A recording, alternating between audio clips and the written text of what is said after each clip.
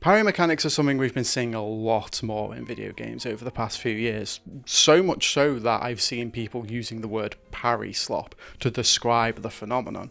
But despite them saying that, most people I speak to still love parry mechanics. I know I certainly do. But with how prevalent they are, it does make me question, why is this trend happening? First, we have to figure out where the parry started. The term is most commonly used in combat sports. By definition, a parry is simply an action you take to interrupt your opponent's attack so that it doesn't land. It differs from a dodge in that dodges are intended to ensure no contact takes place. And it differs from a block in that a block is about minimising the amount of damage an attack will deal when it hits you. With a parry, you want to make contact, but in a way that allows you to take some control back, typically by diverting momentum away from you. This can leave the attacker open to a counter-attack, but that can also rely on any number of factors. So how does that translate to video games? Well, to make sure we're on the same page, I'm counting a parry mechanic as a timed input that's used to prevent taking damage from an attack, whilst also putting the user in an advantage. This advantage could be a strong burst of damage or just a larger window to open up your own counter-attack. It's a system that very strongly relies on risk versus reward, but one of the key elements is having a short window within which to activate it. Typically you see parries in games of real-time combat. Not exclusively action games, but mostly action games. The recent 3D Zelda games have a quintessential parry. Most enemies have very obvious wind-ups that you can use to figure out when they're about to attack, and thus when you should time your parry. The effects of the parry here is a bit dependent on the attack itself. Sometimes it will stagger the enemy, leaving them open to attack. Sometimes it will disarm them, limiting their attack options until they rearm themselves. And my personal favourites are the giant lasers which, when parried, get sent back to whatever fired them. But these games also have another option to counterattack, that being the Flurry Rush. When triggered, it slows down time and allows Link to launch a barrage of attacks completely uninterrupted. And it's triggered similarly to a parry, but instead of being its own dedicated button, it's by dodging right before the attack would land. The thing is though, in reality we define parries by the deflection of an attack, and that isn't what's happening here. But if we look at the definition used to determine a parry in a video game, that's exactly what's happening. This single timed button prompt has given the player an advantage whilst mitigating any damage they would have taken. Zelda isn't the only series to have something like this. Bayonetta did it years earlier with Witch Time, but Bayonetta doesn't have a separate parry. This is it. It's less of a parry and more of what's typically referred to as a perfect dodge. But the core purpose of it is equal to that of a parry. The action isn't a parry, but the game mechanic is. There's probably a Venn diagram somewhere of parries and dodges, with perfect dodges being in the centre, and a lot of games do utilise both, like the previously mentioned Zelda games, and they do typically give both parries and dodges different purposes and functionality. But a lot of games that have both parries and dodges still tend to push you towards using one or the other more. And my personal favourite game that pushes you towards parries is Metal Gear Rising: Revengeance. Metal Gear Rising: Revengeance, which is not a word, was developed by Platinum Games, the same studio behind Bayonetta and so many other character action games. Metal Gear Rising: Revengeance is also one of the most absurd pieces of media that I have ever experienced, but let's keep it focused on the topic at hand for now, because I love parrying in this game.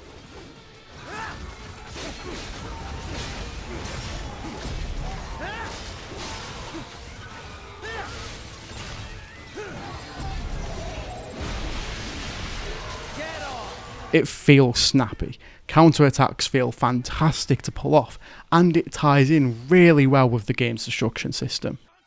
But one of the best aspects is that the player isn't the only one with a parry. Some of the stronger enemies, upon having their attacks parried, will attempt to parry your counterattack, and the only way to beat it is to parry their parry, which they can then parry again. Luckily, there is a cap on the amount of parries there can be in one of these chains, so you aren't going to be parrying the same attack for 10 minutes straight. And mixing the parry system up with enemies like this is such a good way of stopping the move from becoming too overpowered, whilst still making it feel really strong. You still get the flashy kill, you just have to work a bit harder for it. There are also attacks that simply can't be parried. Like grabs, they have to be interrupted through other methods. And some attacks are so strong that when you land a parry, you don't get the counterattack. The most successful attempt to get a parry simply results in a block, with you being staggered for a brief moment and unable to capitalise on it. There is a dodge for situations like these, but it is very much de-emphasised in favour of parrying. Metal Gear Rising's parry system is still one of the best out there, even over a decade since its release, because when you start telling yourself, I can just parry everything, the game tells you no, you can't parry everything, figure something else out. And even when you do parry something that doesn't give you anything back, you're still somewhat rewarded by not taking any damage. Sure, there are some attacks that can't be parried or blocked, but these are typically very blatantly telegraphed. It's not unfair, and the whole system just coalesces so well together. And yet, despite this, the parry in Metal Gear Rising is technically optional. In fact, you don't even start out with it, you have to unlock it, which is really weird. But technically, you can beat the whole game without parrying once. It just wouldn't be very fun. So far, I've really only spoken about how parries work in single player games, where the mechanics can be a little bit more in favour of the player. Multiplayer games, however, have to balance their parry mechanics in very different ways. It'd be pretty unfair if a parry could just give you an instant win against another player, especially if it's as simple to pull off as in most character action games. Fighting games are a common example of multiplayer parry mechanics. For some, it's a dedicated button, others it's tied to how you time a block, but they very rarely give you a flashy counterattack. What they typically result in is just a small window where you're invincible or your attacker is briefly paused, giving you an opportunity to make your own counterattack. And the key here is that it is just an opportunity. You need to get the frame perfect input and be able to follow it up with your own counter. This means that you still need some level of skill in order to properly gain the advantage. Whereas if you land a parry by accident, then you could get caught off guard, not know what to do, and end up fumbling into getting yourself punished. Now, a lot of what I've just said and how it plays out is of course going to be subjective to whatever fighting game you're playing. Most will have different advantages and disadvantages to parrying, often related to each game's unique systems. But they're pretty consistent in that a parry is very rarely something that flips the advantage on its own. You generally need some level of skill to act upon it and prove that it wasn't just an accident. There are some exceptions to this rule, like how counters work in Smash Bros, but for the most part you're unlikely to be rewarded for just getting spontaneously lucky with your timing. And fighting games are just one example of how developers can take the idea of a parry mechanic and adapt it to other genres. We see it in speed games where the parry is often more of a tool to help you maintain momentum. In Monster Hunter, the longsword's parry is something you have to work towards as a sort of pseudo-ultimate attack. Even turn-based games occasionally incorporate parry mechanics. Putting yourself in, say, a defensive stance that damages enemies who attack you isn't technically a parry, because you're not responding to something, you're predicting it. However, many turn-based combat systems do have timed inputs during attack animations. These typically affect how that attack plays out.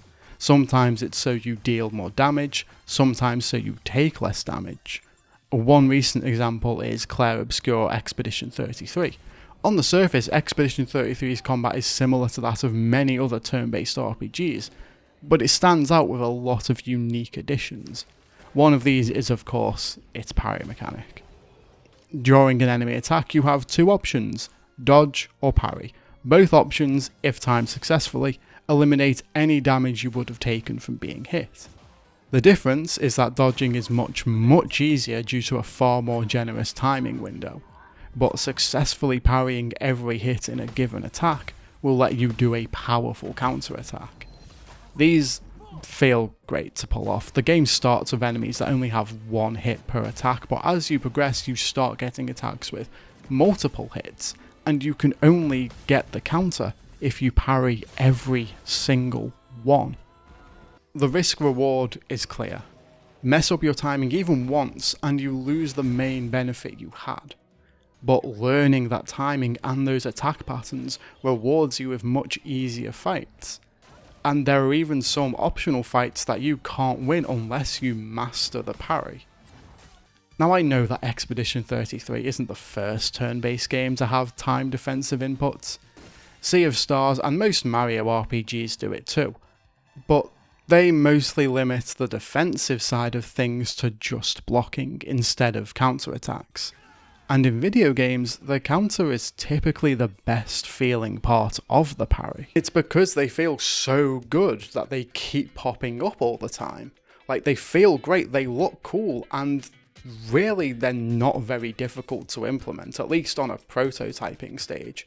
For most developers who think about putting a parry mechanic in their game, it's at least worth giving it a shot. It's worth messing around with.